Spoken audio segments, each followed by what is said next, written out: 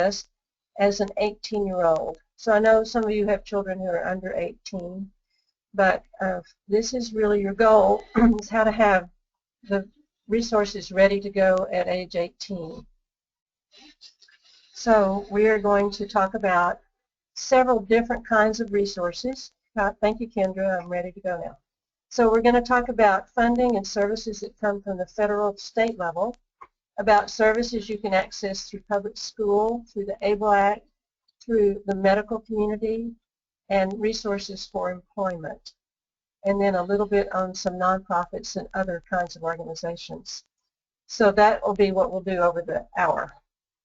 We're going to start with the resources that people can access at the federal and state level. So I'd like for you to know in general that eligibility for services changes dramatically at age 18. Before age 18, eligibility is based on the family's income, but after 18, it's based on the income of the person with a disability. So if you're interested in having your child be eligible for things like SSI, you need to be prepared by the time your child is 18 to be sure they have assets under $2,000. That's what's going to be the main figure that shows up to determine eligibility, and that means assets in things like checking accounts and savings accounts and trusts and such. And then their monthly income has a limit as well. And we have $710 here, but really that number varies a great deal depending on so many different circumstances. So if you're interested in getting your child ready to access these sorts of resources, remember that they have to have under $2,000 in ready assets at age 18. And second, it's based on the disability. So for obtaining these kinds of resources, your child has to be prepared to prove at age 18 that they're low income and that they have a disability. So the disability can usually be determined through school evaluations and perhaps a letter from a doctor or an evaluation done on site.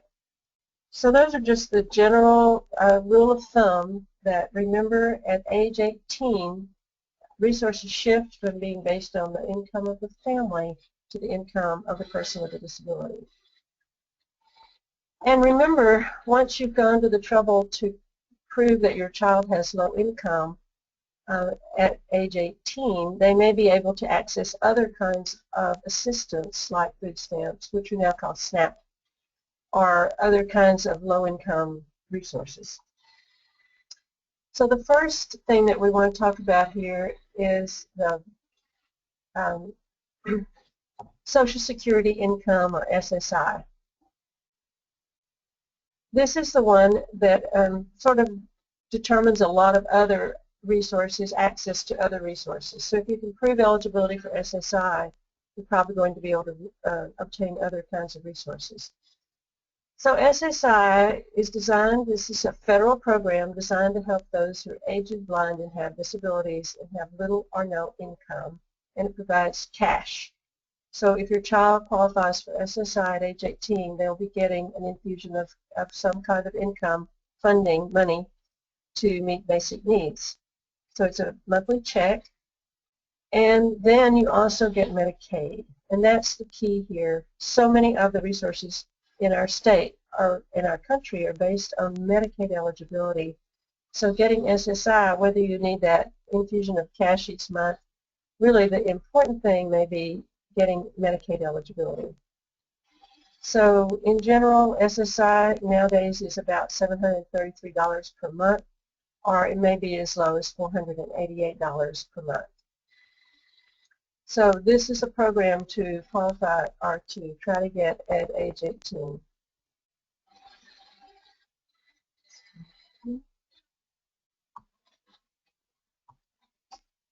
So, Kendra, I'm not able to forward the slides again. I'm sorry. Really, it must be sticking somehow. So I don't know what happened last time. You actually started it on your own because I wasn't nothing that I did. But let me continue to check. Okay. Okay. All right.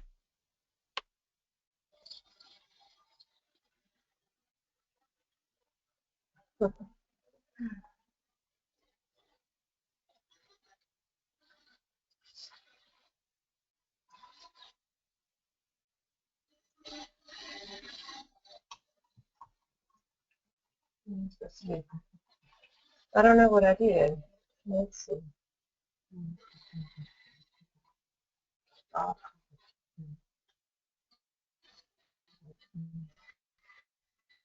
Okay.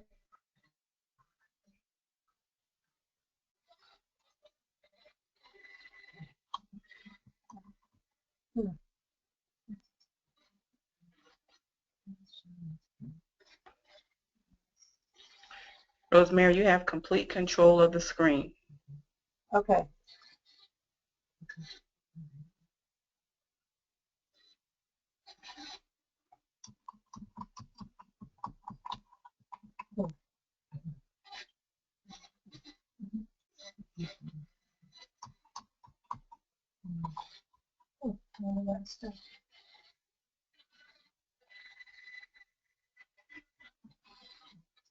Okay, thank you.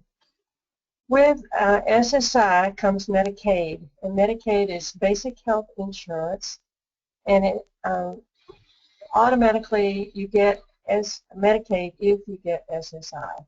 So that may be a motivation for going out and getting SSI. And you noticed a minute ago that there's a difference of several $100s between the maximum you can get and the minimum you can get. And so here's the way to get that maximum amount of $733. If your child lives with you, they're going to assume that you're providing 1/3 of all the assistance needed, so they'll give your child that $488 amount. But if you want to work to get that $733 amount, you declare that your child wants to pay my fair share, or his or her fair share of household expenses. And it's determined by adding the household expenses and dividing by the number in the household. So if you're interested in that, there's more information available on how to be sure and get that maximum amount. And here are ways to apply for SSI through yourtexasbenefits.com, call 211, or call the Social Security numbers for either the federal level or your local level. Whatever you do, you're probably going to end up having a phone conversation appointment with SSI or going into their office. Another subject of importance is SSDI, and that's Social Security Disability Insurance. And there are two ways to get SSDI.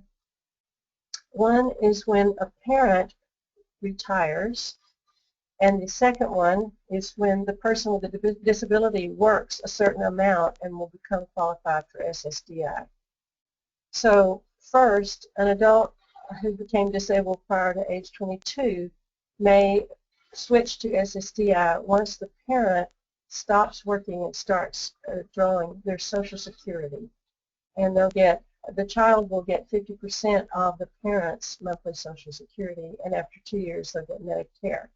So this kicks in if you're a parent with a work history and you decide to retire, start drawing your Social Security. At that point, your child will move from getting SSI to getting SSDI.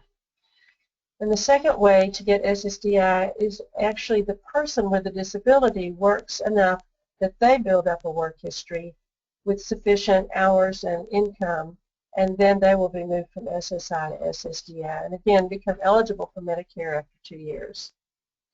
There are a few complications there. You want to be sure that you're always maintaining your Medicaid eligibility as well because of other resources based on Medicaid. Another major source of funding for people with disabilities in the country and in our state is what we call the Medicaid waiver programs. It's a combination of state and federal dollars. And it assists people with disabilities of any age to live in the community instead of an institution. Waiting lists are very long in Texas, and they are the best funding source that a person can get. However, you have to show significant needs for assistance. So you would need help with daily living activities to get this kind of assistance. And you've probably heard about these waiting lists. So there's several different Medicaid waiver programs, and one of them is CLASS, and that's for people whose main diagnosis is not mental developmental disability or intellectual disability, and that's where you call for that waiting list. The others are for people who do have developmental disability or intellectual disabilities, and you need to call your local authority to get that funding or to get on that waiting list. And I'll try to explain in a minute what that local authority means. There's a funding that's been around for a long time called STAR Plus, and it is managed care for Medicaid, but it's been expanded in the last couple of years by the Texas legislature from only managing health care to also managing long-term services. So STAR Plus will be for somebody who's on Medicaid, has a physical or mental disability, qualifies for Medicaid, and they will start to receive their health care through a managed care organization called an MCO. And this really applies to everybody on Medicaid. It will affect children. They'll have STAR Plus for kids, and then adults will have STAR Plus. So it's now gone out through all the population of people getting Medicaid. So if you don't know about it, you will if your child's on Medicaid and turns 21, you will actually get information about it from Medicaid. The Department of Aging and Disability Services, or DADS, provides all our long-term supports and services. And they provide the local authority, which we used to call MHMR. So if you're really not getting any kind of assistance at some point, you would turn to your local authority. You also go there for help getting on waiting lists, and they might help you get your SSI. So they do case management. And every local authority has a different name now. And so yours in Travis County, for instance, is Integral Care, Austin Travis County Integral Care. But you, wherever you are in the state, will be able to contact your local authority. So at the bottom of this page, you'll see the website for finding out what your local authority is. So I recommend it if your child has a disability, a developmental disability or an intellectual disability. You might go to your local authority and see if you can get some help there. And here's again how you would find that. Another new resource for families in Texas is called Community First Choice. Now we're talking about long-term supports and services here. A lot of these programs really are for people who do need help with activities of daily living, or ADLs. So some of you may have children who have the need of assistance every day with the things they need to do. And so you would be eligible for all these programs I'm talking about, the Medicaid waiver programs and the long-term services through STAR Plus. But CFC is available for children or adults who are eligible for Medicaid in what they call an institutional level of care, which means this idea of needing some help every day. These are the things you could get through CFC. Personal assistance services, which is just help with daily living skills, daily living activities. Habilitation, which is also teaching you how to do these things on your own. Emergency response services, and support management in case you want to run your own program and be the employer. CFC is really new across Texas in the last year. If you're on a Medicaid waiver, your child is on a Medicaid waiver, they're going to automatically have access to some more services through CFC. If your child is not in a waiver, needs help with daily living activities, and is Medicaid eligible, then you might be able to access some additional services either through your local authority or the state health department. So I would start again with your local authority. If all this is kind of puzzling to you, I would say if your child has, in addition to seizures, some developmental disabilities or intellectual disabilities, go to your local authority first if you need some assistance sort of sorting it out. If your child also has some sort of mental health issue, mental illness, that is provided through the state health department, but is usually administered through that local authority. So major behavioral services would be available for schizophrenia, bipolar, and other major mental illnesses like depression. So again, if your child has a mental illness along with maybe epilepsy, you might go to your local authority and find out what kind of help you can get for mental health services. It's going to matter whether your child is under 18 or over 18. You'll get more help once your child is over 18, because again, it's based on your child's income, not yours at that point. Now I'd like to talk a little bit about public school transition services and post-secondary options. So these are the sorts of resources you might be able to access while your child is in public school. So I'm trying today to talk in general about funding services, but also the kinds of resources available through your public school, medical community, and for employment. So sort of the whole spectrum of issues that you may encounter. So this is assuming that your child is receiving special education services. In Texas, transition services must begin by the time your child is 14 years old. And that means that your school should approach you by age of 14 to start talking about your long-term goals, the transition issues. What is your child going to want to do after graduation? And then how can we use the remaining school years to help your child be ready for that time? So these are just a few items about that situation. If your child's in special ed and they're 14 or over, these are some of the things that affect them. So by law, the student must be invited to attend ARD meetings. So you know ARDs are those annual meetings and or more often meetings that you have with the committee that determines what services your child will get that following year through special education. So by this point at 14, your child should be involved in their ARD committee meetings. And if possible, perhaps understand what the ARD meeting is, what is an individual education program, and how they can start making choices. Note that when your child graduates in special ed, they'll receive something called a summary of performance. And I mention that because it can be a very useful document as you're doing further exploration after graduation. So while your child's in school and in special ed regarding transition, it's key that they start looking, you and your son or daughter, start looking for what transition services and options are available in your school district. And what kinds of programs are available. So someone in your district will be, I'll show you on this slide. This is new, that every school district must designate an employee as a Transition and Employment Services Designee. They're calling it the TED. So Transition and Employment Designee. And so if your child's in special ed and facing transition, I would immediately go to your district, find out who is this person, because every district has one now.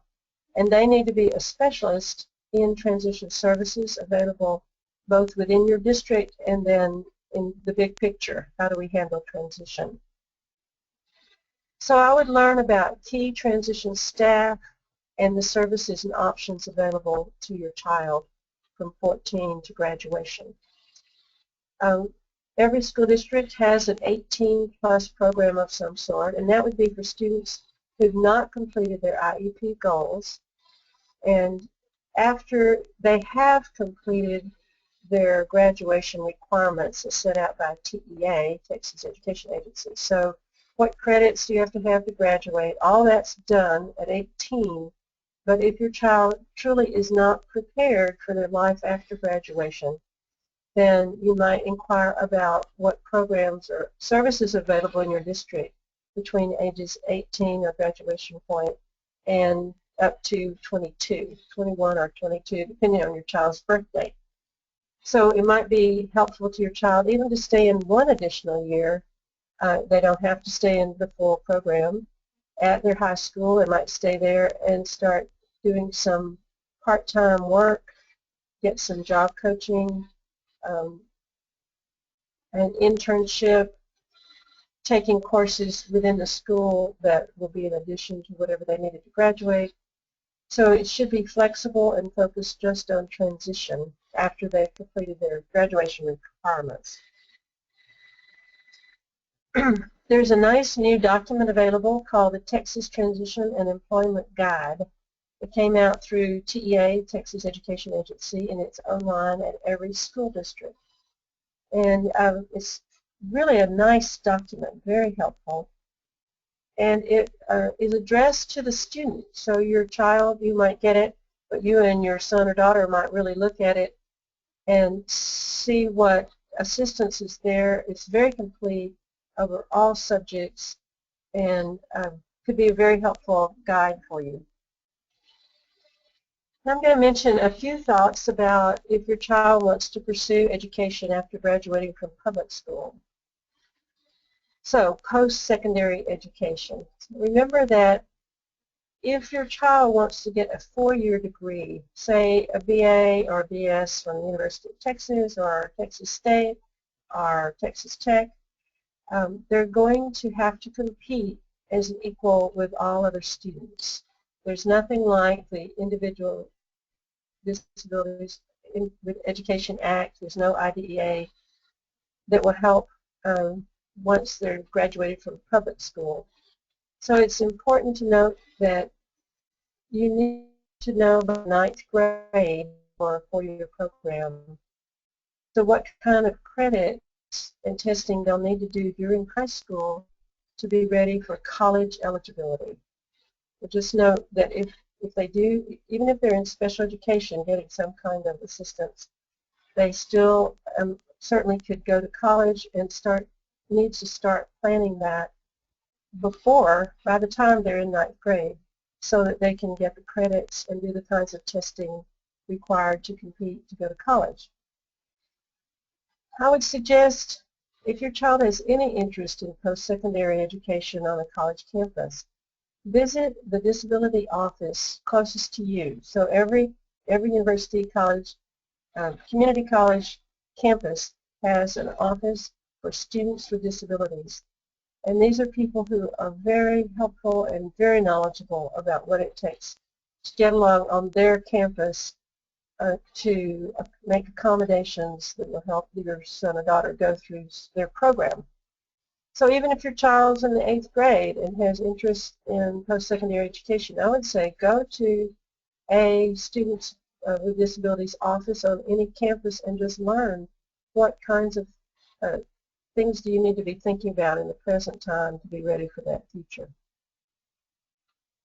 There are also all kinds of 2-year degrees, community college programs, and technical schools available in Texas, and really that is expanding these days. The schools here in Central Texas have all started offering programs for people with disabilities. The University of Texas has added through their evening program, adult education, some great programs for people with disabilities. Our Austin Community College has a STEPS program for people with disabilities.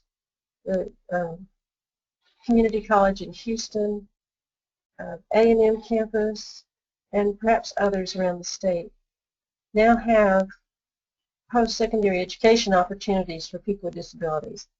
So it's something that would be great to explore. Also, note there's a big difference here between accommodations and modifications. So if your child is on a college campus in equal status with other students, they can get accommodations, but they can't get modifications. And so what that means is accommodations are changing how you deliver the information, but not changing the content of the information. Modifications actually change the content. So a 9th grader in high school might get an accommodation to sit on the first row or have a note taker or get extra time for testing, whereas a modification would be a 9th grader might be doing 7th grade work because they're changing the content to take care of that student's learning needs.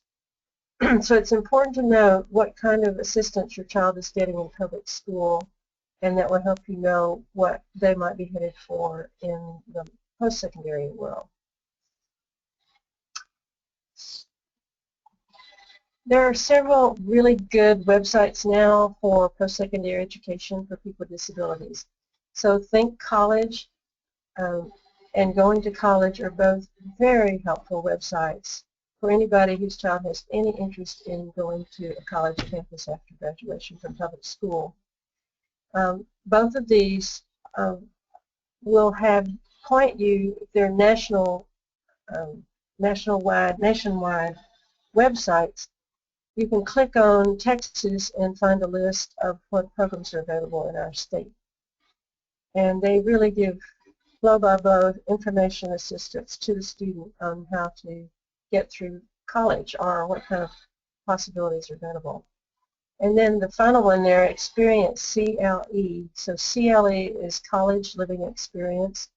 And this is a national program that has a presence in Austin, and I don't know whether it does around other places in Texas. And it's a way for a student to get help to go through a college program. It's very extensive assistance to actually go to a college program. Now I'd like to talk about quickly the ABLE Act.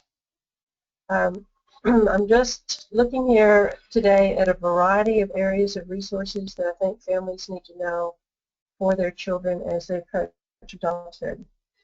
And this is brand new legislation passed at the federal level with bipartisan support in December 2014. So ABLE stands for Achieving a Better Life Experience. And it was passed by the Texas legislature in the 2016 session. So every state is going to be rolling out a version of the ABLE Act for their state. It allows people with disabilities diagnosed before age 26 to save money in a tax-advantaged savings account. So you would be able to earn money and put it into this account.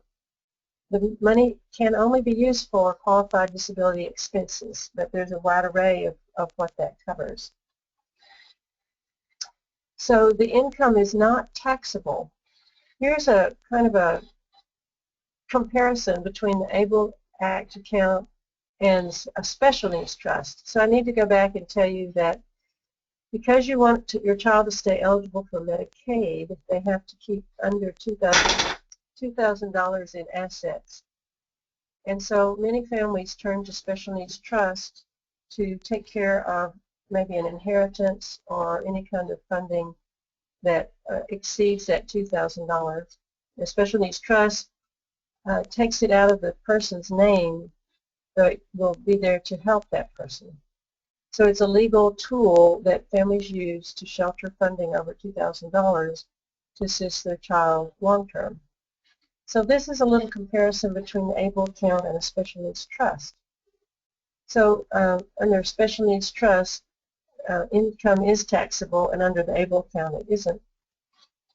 Under the ABLE account, money must be used for qualified disability expenses, and for the special needs trust, it can be any supplemental need based on individual's benefits.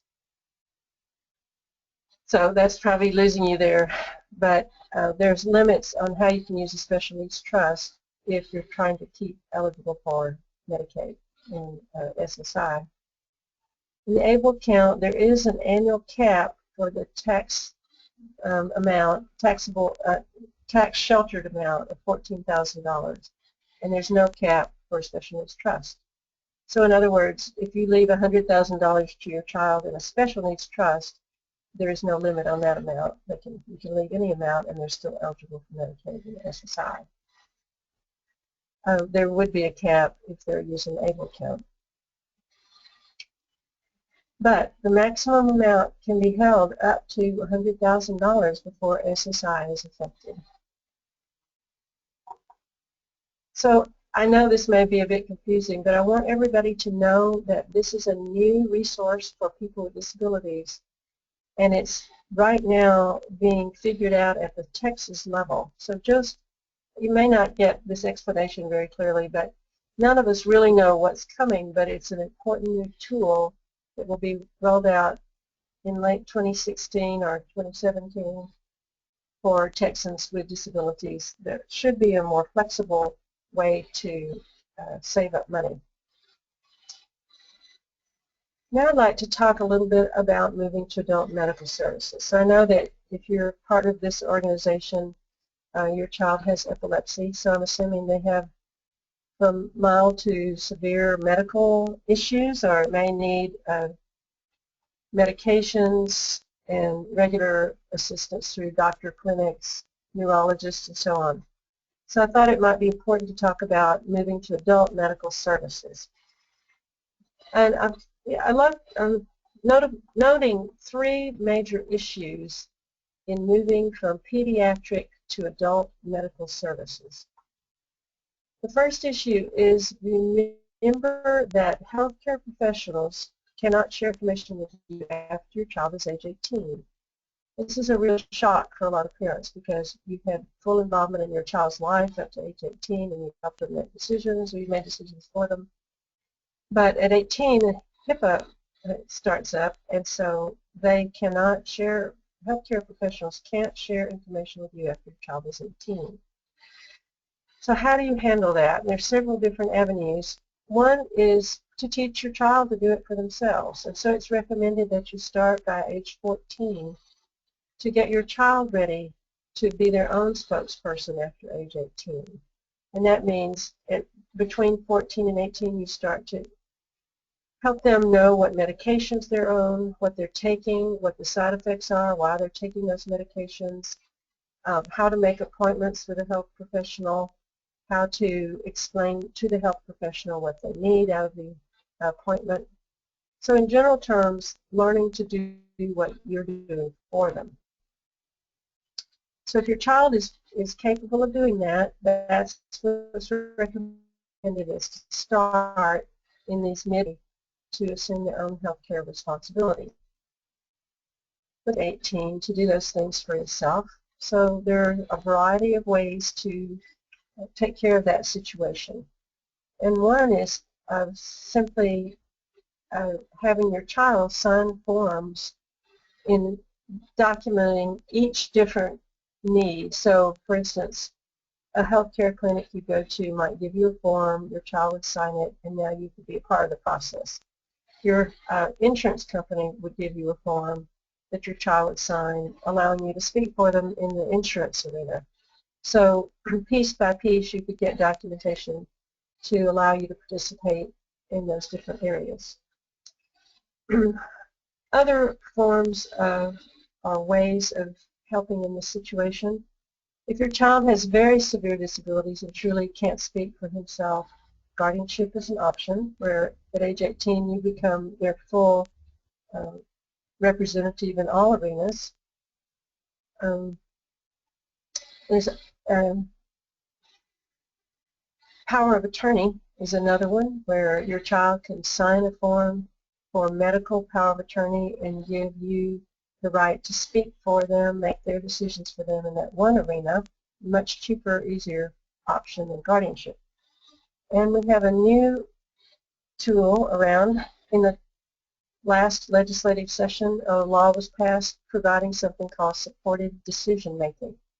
And it's a really great idea, a new idea that will be out there this year. And it's a process where your child can sign a form giving the people in this life after 18 the right to help them, that person, make a decision. So in that case, the person with a disability continues to make their own decisions, but they're officially giving power to others in their lives to help them make those decisions. So if you Google supported decision making, or if you go to a lot of websites in the state right now, you'll learn a lot about supported decision making. And finally, your child can just ask that you be present. So perhaps your child is going into a doctor's appointment after age 18. They can say, I want my mom to come in with me. And so that's kind of the simplest way to stay involved with health professionals after age 18. A second big issue is that your child will need to move from pediatric to adult medical services sometime after 18. So Different pediatric providers approach this in different ways. Some make it a hard and fast rule that they won't see anyone after age 18, and others might keep that person after 18 for a few years. So it's a situation by situation call. So what I would recommend is that you talk to your pediatric health providers while your child is still under 18. So go to your pediatric doctors and specialists and say, what is your policy in this clinic or this practice for seeing people over age 18? And let's start a plan now for how to make a graceful move, a planned move from the pediatric to the adult health providers. And get them involved in this process. It's not always easy, especially it's not easy to find equivalent adult providers, especially if your child has any issues beyond the ordinary. A lot of adult providers don't really want to take that on. And so finding a way to get good adult providers prepared to deal with more than the usual needs of patients.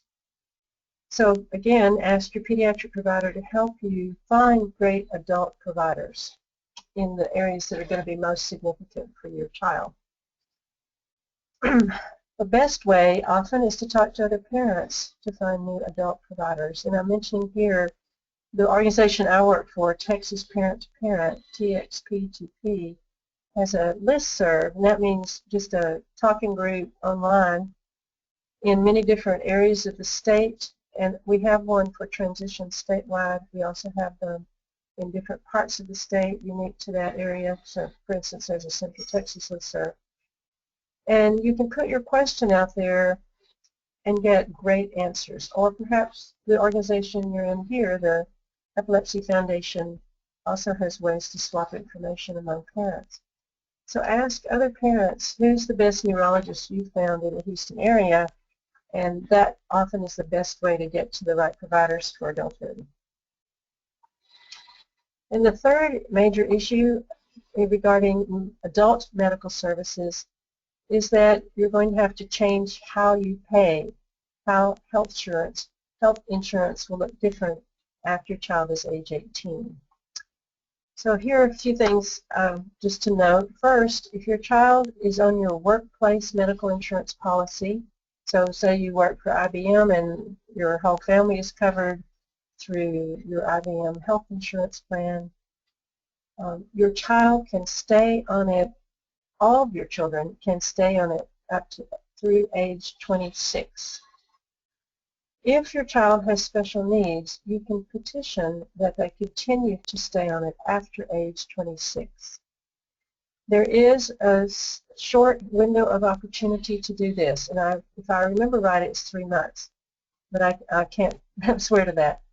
But there's a short window of opportunity to keep your child on your family-based workplace medical insurance policy indefinitely if you go to your HR office and ask for that process to start. It's actually very simple. In my experience, it was just getting a letter from a doctor, and then we were able to keep our child on our family workplace insurance for many years until my husband retired. So if you work and you're using workplace medical insurance, that might be your first idea, is to be sure your children stay on to 26, and then your child with special needs could possibly stay on indefinitely. Star Plus we've already talked about, but if your child is getting Medicaid, they're going to be in the Star Plus Medicaid Managed Care Program. And through that program, your child can get health care assistance and also long-term supports and services. So be aware that if you're getting Medicaid, your child will be in a Star Plus program, which is a managed care method of getting health care.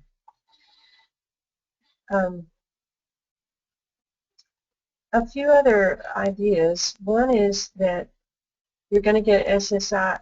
If you get SSI, your child will get Medicaid for health care.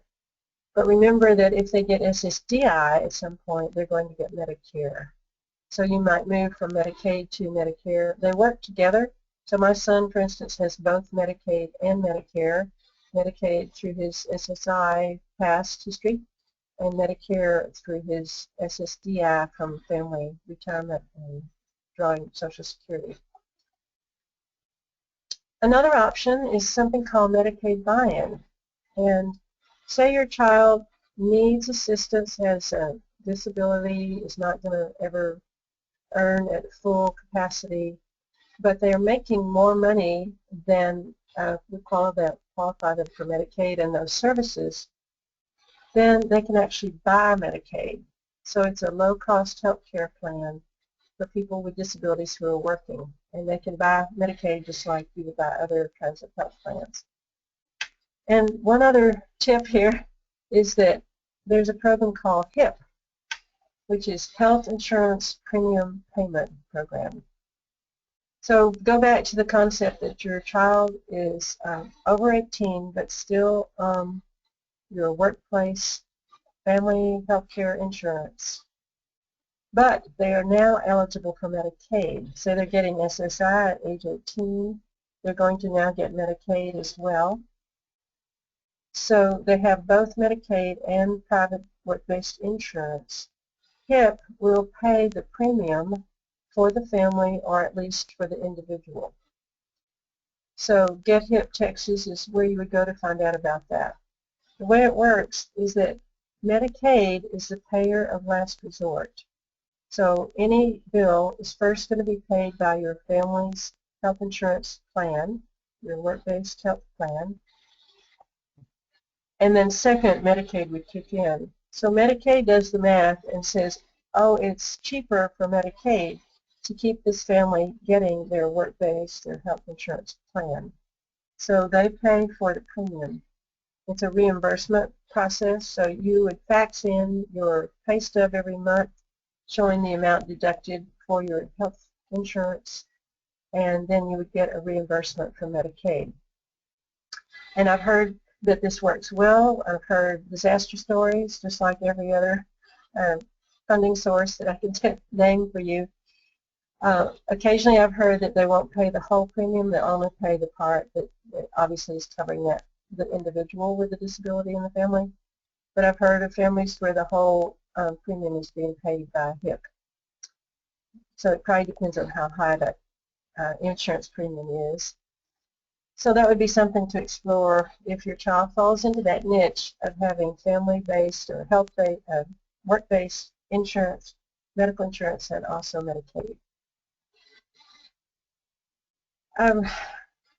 To get ready for this process of your child at 18, getting different kinds of medical care, different providers, different payment, some things that you might do to prepare for this. One is what we call a care notebook.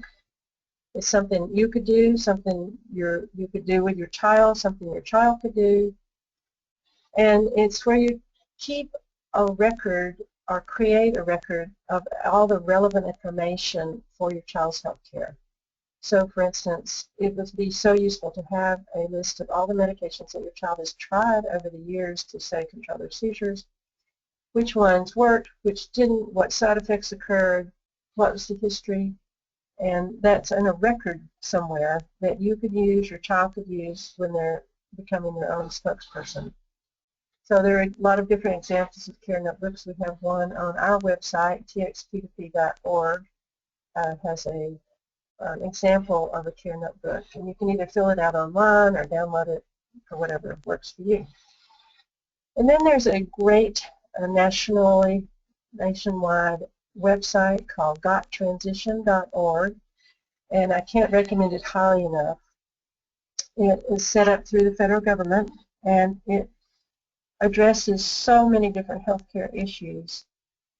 And you can click on as a healthcare provider, you can click on as a parent, or as the person with a disability. So your son or daughter could use it as well.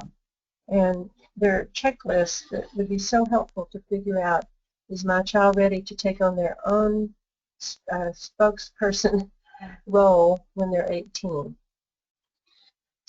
Now I'm going to talk just a little bit about some employment resources. I know that you're eager for your child to work.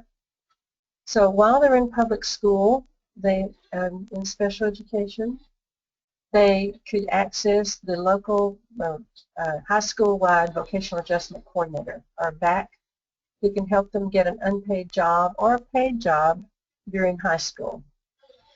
The number one factor for predicting post-school career success in the work arena is work experience during school.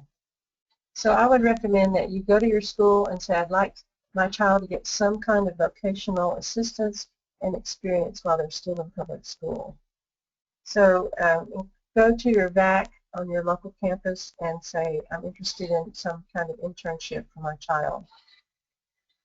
There are also classes available on high school campuses for work experience. There are classes to develop basic work skills. There are internships available on campus and off campus. So I would recommend that you explore that while your child is still in public school. Then after graduation, the main organization that helps people find jobs who have disabilities is DARS, the Department of Assistive and Rehabilitative Services. And in that large bureaucracy, you would go to the Vocational Rehabilitation Services. And Voc Rehab helps people with disabilities prepare for, find, and keep jobs. So they do things like any kind of service they would pay for if it's clearly linked to your child getting a job and keeping a job. Counseling, training, medical treatment, assistive devices, job placement assistance, and other services. So they're really the main game in town after graduation from public school. Here's a way to access the vocational rehabilitation services, which are short-term, not long-term. Talk to your child's special department people. Here's an 800 number and a website.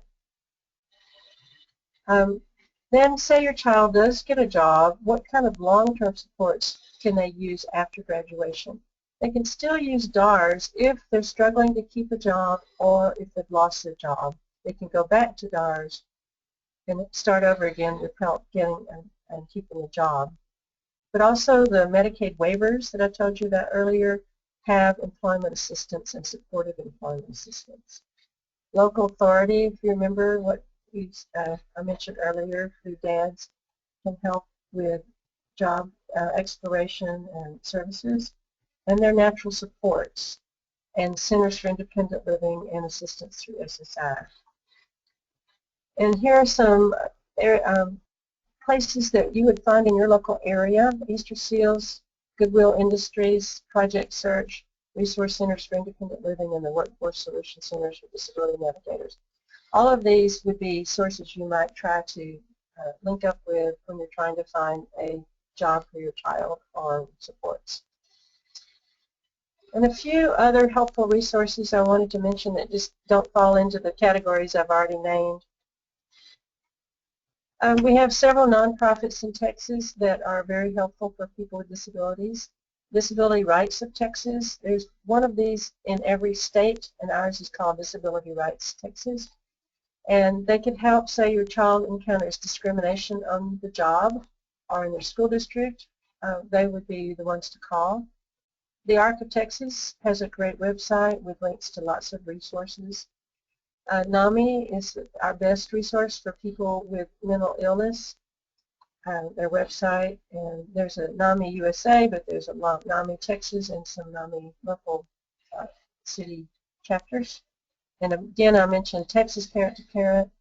If you're interested in transition, I would definitely go to our website and click on Pathways to Adulthood, where you'll find tons more information like what I'm giving you today, but in a greater detail with lots of links so that you could go to a lot of the resources I'm telling you about today.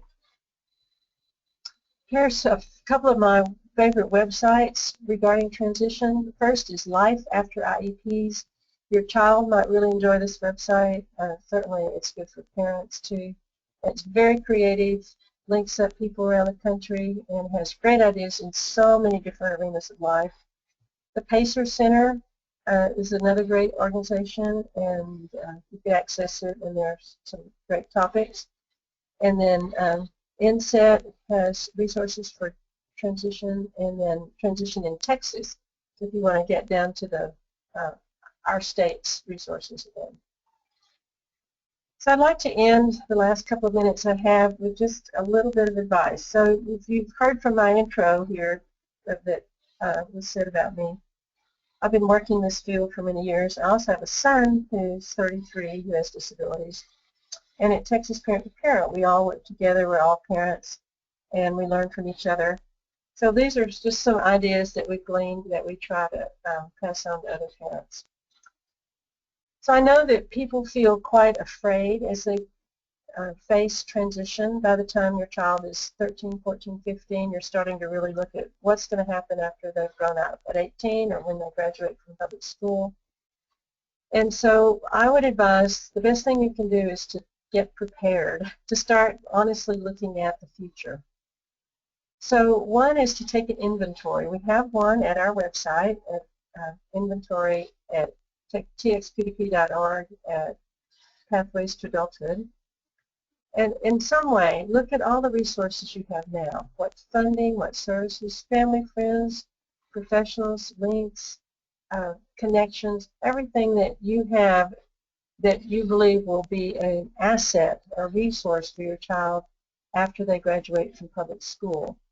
But then look honestly at what resources you don't have. What areas do you think your child is going to need some assistance in and you don't have those resources? Our little transition inventory, it's not little, it's 6 pages long, has both a checklist of areas to look at, but also a starting point for each of those areas. But you're always welcome to call our office or email us, and we can try to help in more depth. And I think it's very important for you or your son or daughter, if they're in charge of their own lives, to start getting organized, because reaching 18 really brings up a lot of issues about public school, about graduation, what they're going to do after graduation, the fact that at 18 they become their own spokesperson unless you take steps. There's so many questions that come up. Can they now get SSI and Medicaid? So I recommend starting a file, collecting information, resources, people, really go through the internet sources of so many different resources there. Look for what you don't know, what you need to know, what you need more information about, and then prioritize. Decide what you need to do first. So if your child is almost 18, clearly you're at the point of saying, when is he going to graduate? What's he going to do the day graduation kicks him out of public school? If your child's younger, it might be what kind of waiting list, what can we do with the school district now? How can we start looking at the future with the help of the school district? And then just get started. Even if you feel afraid of the future and of what's coming, I'd recommend that you just dig in and get started. So that really means starting to think long term. And some of the things that I think are important here, one is promoting any interest your child has, because those interests open the door to work situations, friendships, hobbies, social groups, all kinds of opportunities in the future. So if your child likes to row on the river or kayak, then that leads to a group of kayakers in your area who might end up sharing roommate situation or jobs or being links to jobs. You never can tell what an interest might lead to. Start talking to your child so they're aware that they're going to work, they're going to take on responsibilities, that they're going to be in charge of their future and their goals. And that means going back, if your child's in special education, going to the ARD table to look at the IEP with really the vision of the future in mind. So the most powerful thing you could do is have your child prepared to go into their ARD meeting and state, this is what I want to do with my future, and this is what I want the school to help me now to get ready for that future. So beginning to create a vision for the future. And then preparing your child to advocate for himself, learning to back up as a parent, back down, step aside, so that you're not doing all the talking, but you're giving your child the opportunity to speak for himself. in school settings, professional, with resources, with medical professionals, in any situation where you're advocating for your child, I would recommend that you start stepping aside and giving your child that opportunity to speak up for himself. So I think wherever your child is now is the time to start building opportunities for a good life in the future. So I'd recommend to take steps at whatever age your child is now to start really envisioning what's the future and then how are we going to get there. Okay, so that's the end of our talk, and I'd love to hear from you with questions. So here I am and ready to take questions. Do we have any questions? Are all of these on the form here, all these websites and things that were talked about, are all in here? Can you hear her? No. She asked if all the websites that you spoke about are in the packet, but I believe that you're going to make this slideshow available to everyone, right? Yes. I'll make it available to everyone. I also recommend going to our website, txp2p.org has a link to almost all of these websites. You might have to dig and deep into the website, but I think there'll be links you can click on our website to everything I've mentioned here. There's sections on work, home, all these resources I talked about. If you have trouble accessing one, just email us at Cindy's email address at the beginning, and she would be delighted to give you that link. Okay. Well, we didn't receive any questions from the other sites, but we might have some here in Houston. So go ahead. Can you get SSI and SSDI at the same time? Can you get SSI and SSDI at the same time? It depends on what income it would be based on. So let's say your child's getting SSI now, and the parent moves on to retire and start drawing Social Security. But if the amount they're going to be giving their child through SSDI is low or lower than the amount they were getting through SSI, they would continue to get SSI. Is that right, Penny? Okay, I have a colleague here I'm checking with. If the amount that they would get through SSDI from the parent is higher than the SSI amount they were getting, they will not get SSI any longer. They would get only the SSDI. Now, remember that you can also get SSDI, the person with a disability as a working employee can get SSDI as well. And so that's a whole different situation. You know, so Can you repeat that last part, please? So there are two ways to get SSDI. One is through the parent when they retire and start to draw Social Security. Then the child will get half that amount instead of SSI plus Medicare in 2 years. However, they would continue to get SSI if the amount that the parent will be drawing for them is less than their SSI amount. Does that make sense so far? Yes. Okay. Then the second case is when a person with a disability is working and they've built up enough work credits over, say, 4 or 5 years, would you say, Penny? Depends. Then they will automatically be moved from SSI to SSDI. And so the complication here, which I didn't really go into, but is a real issue.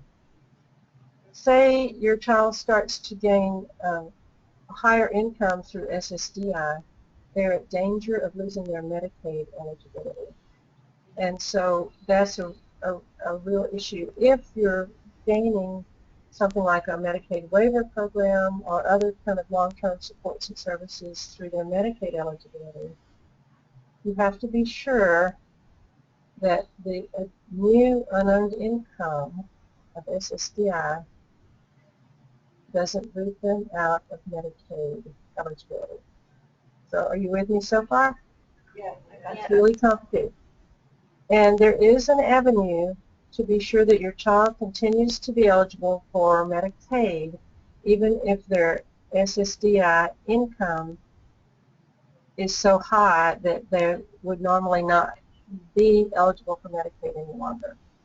So that's about $730. So if your SSDI, so say the parent is getting $2,000 in Social Security, the child will now get $1,000 in SSDI instead of SSI. And that's too much to get Medicaid, to stay eligible for Medicaid. However, there is a back door, there's a law that people in that situation that you have to reapply for Medicaid, but it's a door into Medicaid eligibility given higher income, unearned income. And it's kind of complicated. It's on our website, or we'd be glad to talk to you about it individually through our office. Does that help? Yeah, that helps. Thank you. Oh, good. Any other questions? Yes. Once a child is over 18, so they're the adult and they're receiving SSDI, is there a set amount that they cannot earn as income per month, or does it? So you're talking about the person that with a disability is the earner? Right. And they're going to move, when would they move to SSDI as an earner? He was receiving it, and then he received some, side job offers from a friend of his, and it was very low, it wasn't enough to live on, but we were worried that, he couldn't earn any income. So we were asking, what's the maximum amount? And I had one worker, one person on the phone tell me $800 a month, but then somebody else told me that's debatable because sometimes it's currently not clear. Like they don't have This is the most complicated question anybody can ask us. So, honestly, it is very difficult to answer because the SSI law is so complicated for earners who have a disability, and how you stay eligible for Medicaid, when does SSDI kick in. Okay. So we are trying in our office to become experts on this, but I'm not sure we are. One word is that people on the other end of the phone at SSI may not have the answers, which is really hard. That makes it very hard. So one thing to do is keep trying different people in the SS office. The Social Security Red Book is the ultimate. It is the ultimate answer to all of these questions. It's called the Social Security Red Book, and it's online. And that is a place to, if you have it in you, to take on the issue where you become the expert. That's a place to read about it. Also, Disability Rights Texas. Disability Rights Texas has a lot online about it. You can also call us and ask for Penny, who's sitting here beside me, at our office. It's 512-458-8600, or just go to our website and you'll figure it all out. And people in our office can talk you through it. Can you repeat that one more again? The phone number? Yes. 512-458-8600. We also have an 800 number. I've got it right here. It's also all on our website. Our toll-free number is 866-896-6001. 866-896-6001. But really, you can get all that at our website. One other thing I might mention, even though it's very complicated, very messy, the Social Security Administration does want people to work who have disabilities. And there are a wide variety of ways to make it happen, to make it work. So, for instance, there's a PASS plan and an IRWE, IRWE plan. Now, this gets deep into Social Security, and I'm not an expert. That's why I'm telling you, you may have to read about all these things for yourself. But a PASS plan is a way to take some of your income and save it, and it goes into a higher, you can go over $2,000 of the limit for eligibility if the thing you would be saving for and buying would help you do your job. So say you need an expensive piece of equipment, you could set up a PASS plan, and I think that would lower your income, and you're taking off part of that money to go into a savings account that goes over $2,000 to buy something that would help you work. And the other one is IRWE, IRWE. Say that again. IRWE, IRWE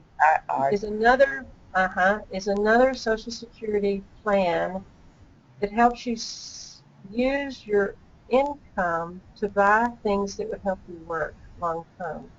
So PASS is really for a single purchase, but IRWE is for ongoing supports. So I know of a case, is that right, Penny? Okay, so this is all in the Red Book. So I know of a situation where a young woman is fully employed by a state agency and puts all of her funds that she's making into an IRWE to buy the job supports to keep her working. And then she keeps her SSI and her Medicaid resources. So it's a way to use the money you're making to help you keep working. So I don't know if that's complicated. I don't know if that works for you. Another source of help for this kind of question, the complications of trying to work and stay eligible for Medicaid, is through your Center for Independent Living. So Austin's is called ARSL, but I had a website, I mentioned earlier, there are centers for independent living all over the state, and most of them have a contract with the federal government to help people with their SSI and SSDI. So I think that would be a very useful resource.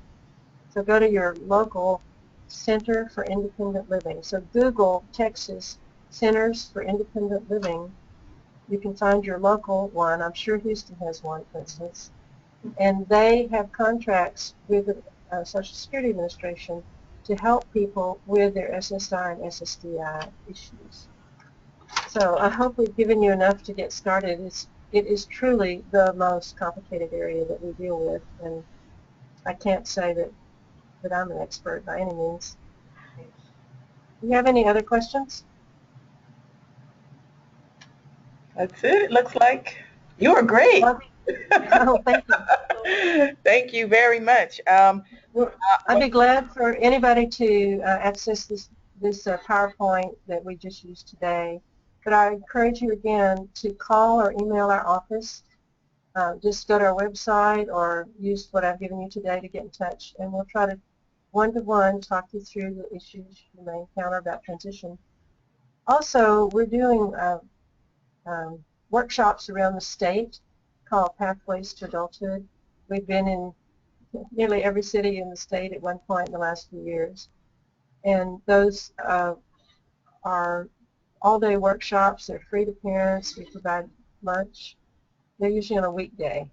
And it really covers all of this that I've talked about plus tons more.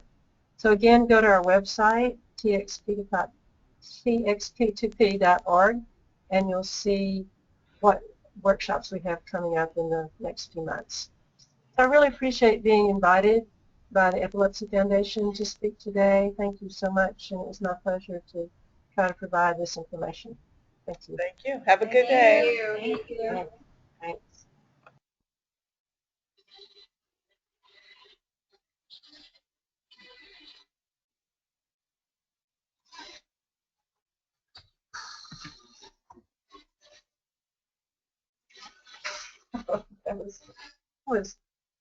I remember now what started about this. Let's make sure we're not online.